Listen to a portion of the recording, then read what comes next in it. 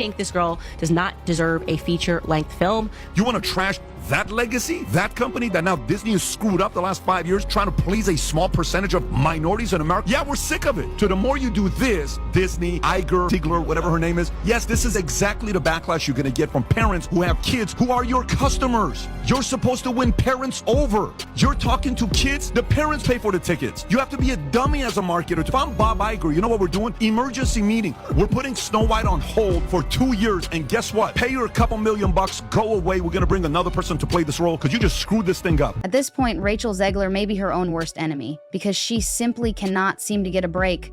There is still drama after Snow White's box office failure. Even her own co-star, Andrew Burnap, is allegedly accusing her of being responsible for the epic failure of the movie. Buckle up, everyone, because today we're going to explore how Rachel Zegler went from Disney darling to Hollywood's black sheep, and why Disney is reportedly rushing to sever ties. The behind-the-scenes tea is more interesting than the film itself. The original cartoon came out in 1937, and very evidently so. There's a big focus on her love story with a guy who literally stalks her. Weird. We have a different approach to what I'm sure a lot of people will assume is a love story, just because, like, we cast a guy in the movie. Andrew Burnap, great dude. All of Andrew's scenes could get cut. Who knows? It's Hollywood.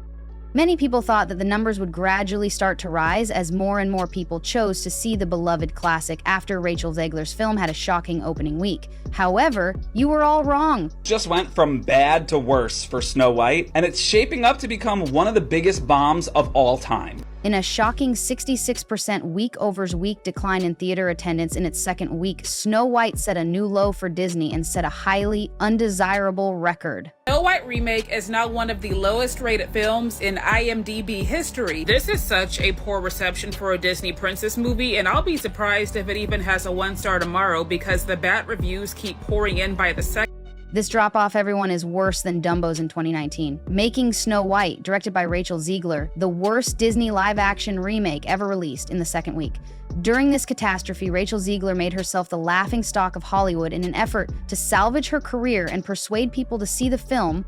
As Snow White's audience dwindled in theaters, Rachel made the decision to take her friends to see her film. Rachel's friend posted a video of herself yelling Rachel's name as it appeared on screen in a nearly deserted theater on Instagram, but to her surprise, no one was there when she arrived. This all started a trend where people were recording themselves watching Snow White in theaters, and in practically all of the videos, the theater was deserted.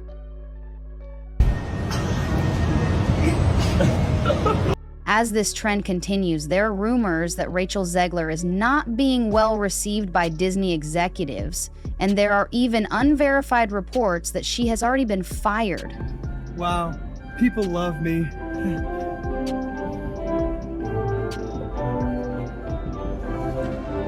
Now, Rachel's co-star, Andrew Burnap, was one of the many people for whom this film was meant to be a huge deal. So apparently Rachel Zegler is suing Disney Studios for wrongful termination and also discrimination. I literally don't understand what's going on. Rachel just needs to sit down. Like this says, rumor has it, Rachel Zegler might be suing Disney and others for canceling some of her Snow White press tour due to all the controversies. Bro, before the movie even came out, she was talking about how she wants to bring up the woman in this movie and how there's not going to be a prince. And so I understand, like, Disney saying, like, you did so much in this press tour that did not help us in any way and actually negatively affected our movie. So, I mean, honestly, it does kind of make sense. Now, a lot of people were expecting Andrew to be a star when this film came out, before all the drama started.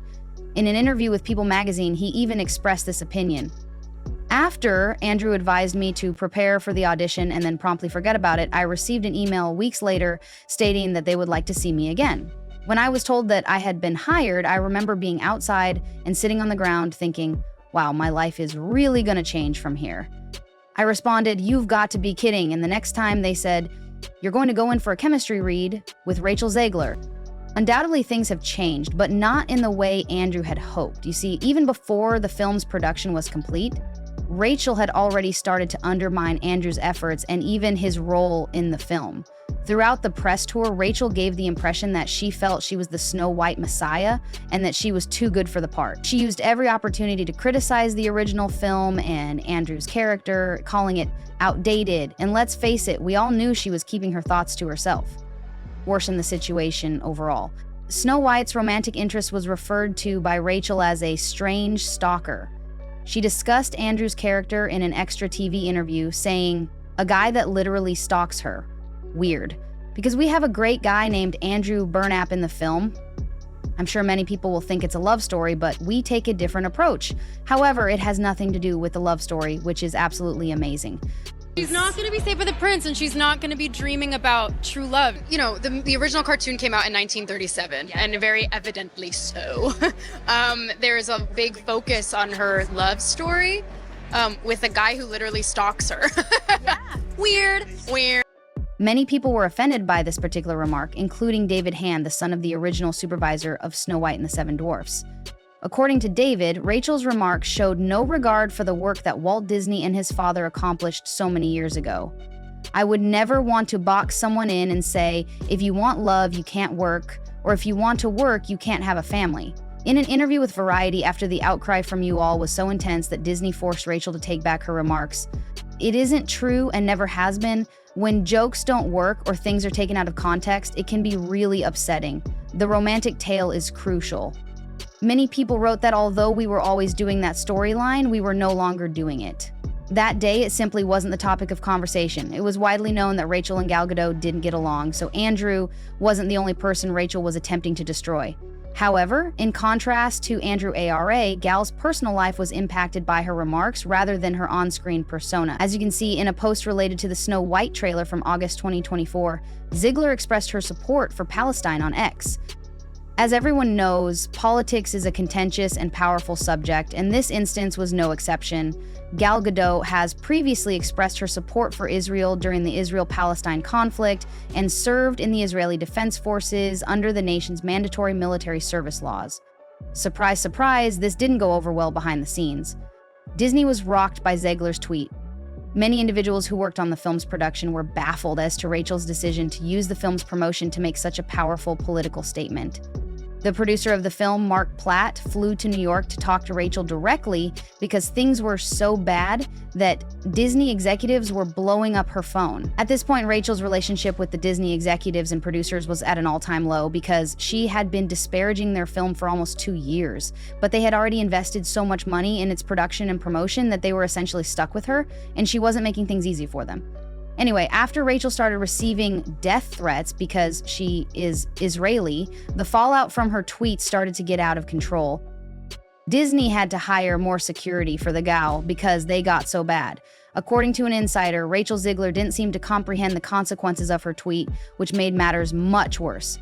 She also didn't comprehend the implications of her actions for the movie. After that, the two co-stars' relationship just deteriorated daily, which made it very challenging for Disney because they needed to promote the film together. But during the few occasions they did, it was obvious that they had nothing in common.